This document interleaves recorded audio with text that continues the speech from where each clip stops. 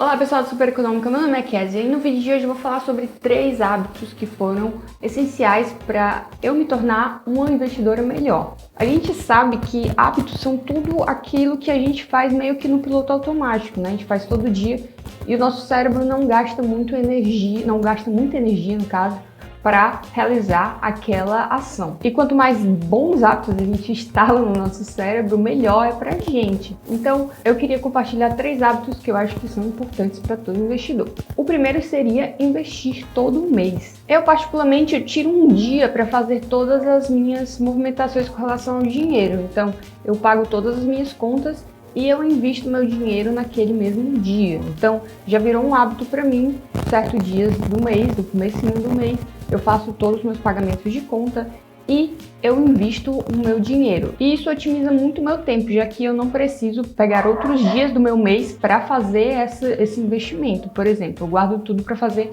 em um dia só. E como já é um hábito, eu não preciso pensar 2 vezes. Eu preciso pegar esse dinheiro para comprar uma coisa X, coisa Y. Não, esse é o dinheiro que eu vou utilizar para investir. Se eu precisar comprar uma coisa que não está planejada no decorrer do mês, eu espero até o próximo mês para fazer aquilo. Porque o dinheiro do investimento seria um pagamento que eu estou fazendo para mim mesma no futuro, no momento que eu não vou ter mais tanta energia para poder trabalhar.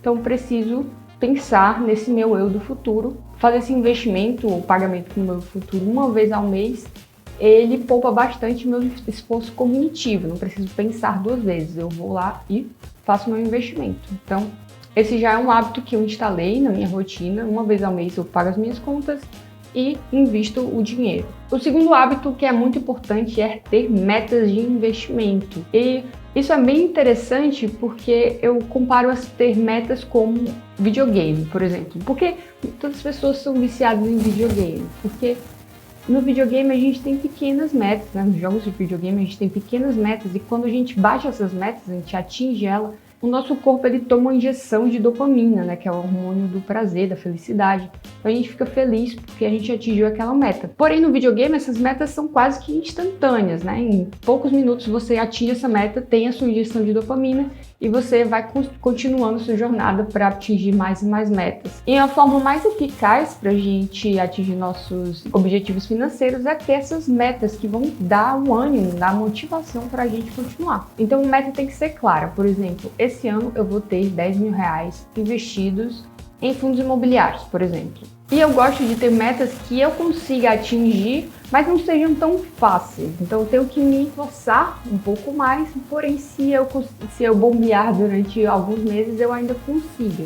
Isso é o meio termo, que eu tenho que sair um pouco da minha zona de conforto, mas que eu não saia tanto que seja impossível para mim. Então, as metas me ajudaram bastante para eu conseguir o meu objetivo, por exemplo, de trabalhar 100% online, que eu precisava de uma renda dos meus investimentos, dos meus negócios online, para eu conseguir pagar todas as minhas contas apenas com os meus trabalhos online, né? Com os meus investimentos e os trabalhos online. Isso foi muito importante para mim. Porém, uma coisa que eu aprendi com o estoicismo, né, que agora está em moda, todo mundo fala de estoicismo, mas é bem interessante porque as metas, elas têm que depender de você.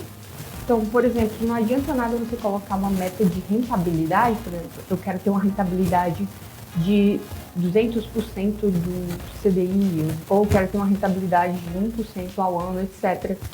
O melhor seria colocar uma meta que dependa de você. Então, esse ano eu preciso economizar 10 mil. Então isso vai depender apenas de mim, já que eu vou ter que poupar, eu vou ter que trabalhar para ter esse dinheiro. E esse tipo de meta que depende apenas de você, elas tendem a ser mais efetivas, já que você não pode controlar o que vai acontecer em volta. Você não pode controlar a rentabilidade da bolsa de valores, por exemplo. Você não pode controlar se vai ter uma crise, outra crise global ou não. Então as metas que dependem de você tendem a te deixar menos frustrado, já que é apenas você ter um controle sobre aquele seu objetivo. E o terceiro hábito que eu diria é alimentar e ter uma planilha de investimentos para você conseguir acompanhar o seu patrimônio. Então, naquele dia que eu pago as minhas contas e eu faço meus investimentos, eu tento também preencher a minha planilha de investimentos. Então, eu coloco todos os valores que eu tenho no Tesouro Selic, nos fundos imobiliários, em dólar, etc. E por que isso é importante? Porque assim eu consigo ver efetivamente o meu progresso. E isso é muito importante para a gente conseguir atingir nossa meta. Quando a gente vê o nosso progresso, mesmo que seja pouco, a gente vê que o nosso patrimônio está crescendo, isso dá a motivação que a gente precisa para continuar. Além disso, essa tabela ela também pode ser usada para a gente se precaver das nossas emoções. Por exemplo, eu gosto de utilizar um modelo que eu estudei de balanceamento de carteira. Então, eu gosto de ter 50% em dólar, por exemplo, em investimentos no exterior, 50% em investimentos nacionais. Nesse 50% no exterior, eu gosto de ter ações, gosto de ter pelo menos 1% em criptomoedas. Então, eu já deixo essas regras pré-estabelecidas do que eu quero ter na minha carteira, e eu estudo bastante, né, para eu conseguir entender qual é a melhor alocação para mim, mas assim que eu faço esse estudo, eu não preciso mais negociar comigo mesmo. Eu não preciso mais depender das minhas emoções. Ou aquele investimento está subindo, eu vou tentar investir nele para ver se eu consigo pegar uma rentabilidade maior. Eu sigo a porcentagem que eu determinei para minha carteira. Vou colocar aqui na tela um modelo que eu estudei, que eu utilizo, né, no caso, para fazer a alocação dos meus investimentos. Eu já falei desse modelo lá no meu Instagram e aqui também no YouTube. E quando eu aumento a minha tabela, eu tenho a oportunidade de ver se ela está balanceada com aquelas regras que eu coloquei para a minha carteira. Pelo menos 50% em dólar. Se eu tiver mais de 50% em dólar, eu vou investir em investimentos nacionais, por exemplo. Eu vou ver como é que está a minha reserva de emergências, eu vou ver como é que está os meus investimentos em fundos imobiliários, etc.